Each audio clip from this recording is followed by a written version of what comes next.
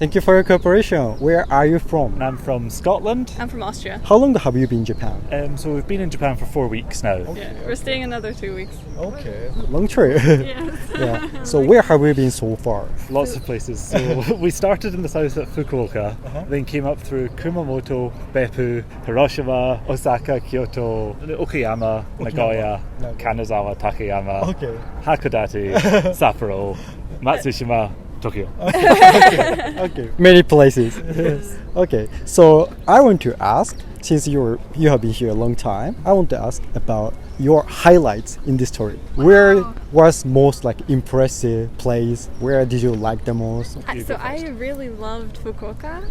The food was delicious. There's a Japanese garden there in a big park that's amazing. And I love Kanazawa because it's just such a vibe. It's, there's the castle and the garden there, the famous sort of strolling garden. So those are some of my favorites, I think. Okay. Beppu as well, onsens.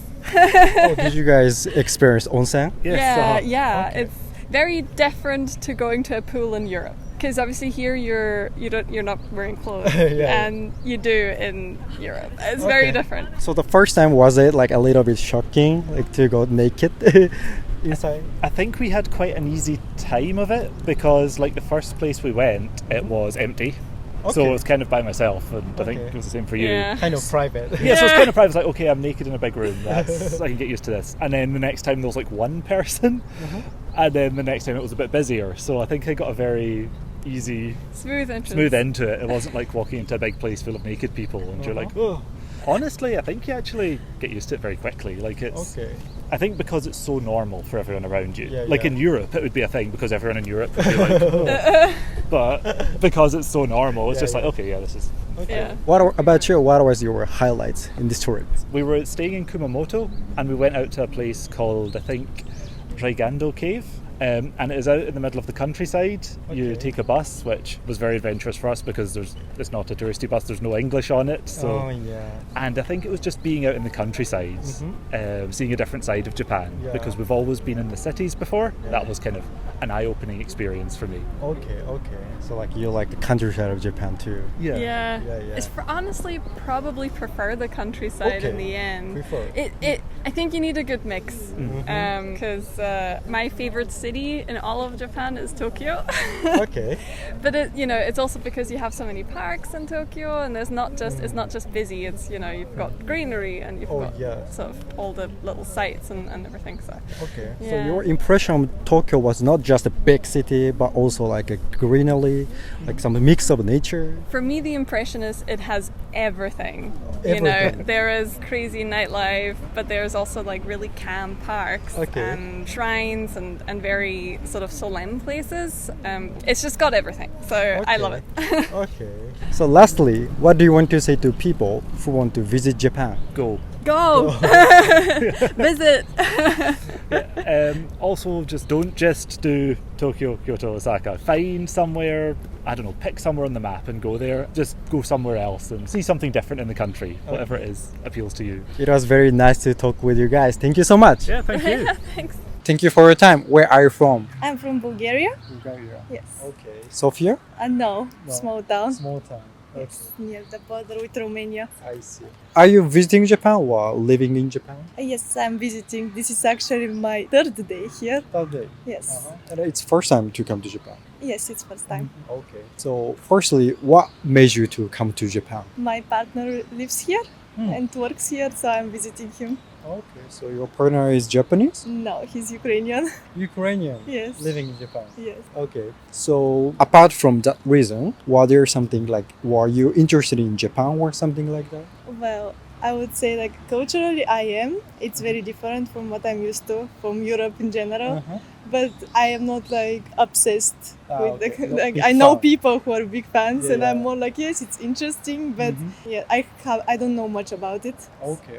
So from your knowledge about Japan, what did you expect about Japan? What did you imagine about Japan? Well, more or less what I see, to be honest. I imagine there would be a lot of anime, of course, a lot of people with very interesting street style, which I am seeing, and I really much like it. So you mentioned a little bit of impressions of Japan after coming to Japan, but I want to ask more. What was your impression of Japan after actually coming to Japan? First of all, that most people don't speak English. That was very uncomfortable for me because I thought there would be maybe more at least signs that are in English, and also that I like it. It's cool. It's better than I expected in a way. Like, it's not like I expected something bad. I just wasn't sure that I would like it. I thought might be too much, maybe too much people, too much hustle. But it's actually very quiet and calm at most places, and I was surprised. Okay. So you imagine that in Tokyo there are too many people, very crowded. Well, there are at some places. Like here, for example. Well, not right here, but in the big streets close by. It's yes, I passed there. Okay. You mentioned that impression and something you didn't expect about Japan. But was there something surprising thing in Japan? Surprising? I don't know. I still haven't went around too much, so I'm still experiencing. I'm checking things out. To be honest, I was too scared to go out by myself the first few days because I'm like, it just everything works so differently, When I go to cafes, it's so different than Europe. Like, you choose your order through tablets and stuff, and I'm so not used to this. And it's like, what if I mess up something and then I cannot explain in Japanese anything? So, yeah, it's a bit awkward. Was there something more you were not used to in Japan? Maybe that people were so polite. They're so nice. They're very friendly, and also there are some specific manners, like the bowing and probably other things that I haven't seen. And it's also like, I'm not sure how should I act in that case. Like, I want to be nice, but I also don't know a lot of those habits. I'm not acknowledging them, and I'm not sure if I probably see like a very, very rude person to them. They probably think I'm stupid for it in ways. You are concerned if you are correctly reacting to their behavior. Yes, I want to be polite. I want to also engage with people, but I'm not sure how. So I'm like just nodding and smiling, hoping that it's okay. It is kind of cultural difference, right? Like in terms of politeness. So other than that, was there some culture shock or cultural difference you found in Japan? It is very clean, and also there are people cleaning up. But what I noticed is that there is no trash bins. I'm so confused about this. Like, if there is, I cannot find them on the streets. And I'm also so surprised that it's not dirty, that people are not littering around, and it's interesting. So we have been talking about cultural difference today. So I want to ask about your culture too. So what it's like in Bulgaria? Well, compared to Japan, it's a lot more louder, noisier. Yes, especially in subway. Here I see there's a lot of signs like, don't talk on the phone in subway, try to be respectful, be quiet. Oh, there's no such thing in Bulgaria. There's a lot more chaotic, even though here's more people. But people were more like, polite here. Wow, in Bulgaria, it's like all types of people. Like, it's just culturally, we are more expressive, like, of our emotions. We are louder when we speak. And also the customer service is not so nice. Like, sometimes people don't contain their emotions in such a way, so they express them to their customers, even though customers don't want to see them, especially when people are angry, you can feel it. So even some workers say something to customers, express their feeling to them. No, they act coldly, they are not smiling, they are grumpy, and you can see that, yes. Speaking of cultural difference, what do you think the stereotype people tend to have about your country, which is actually not true?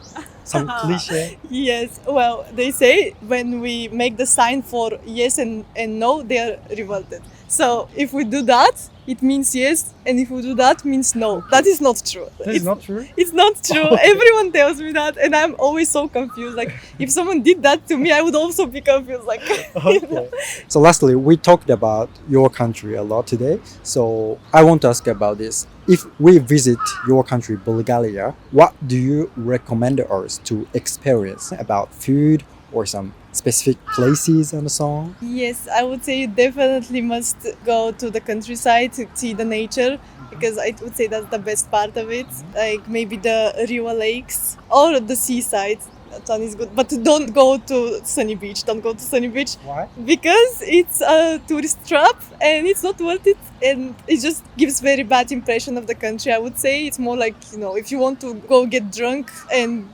maybe have a hookup or something, then you go there. But otherwise, I would say like go to the bigger cities near the seaside. They are very beautiful.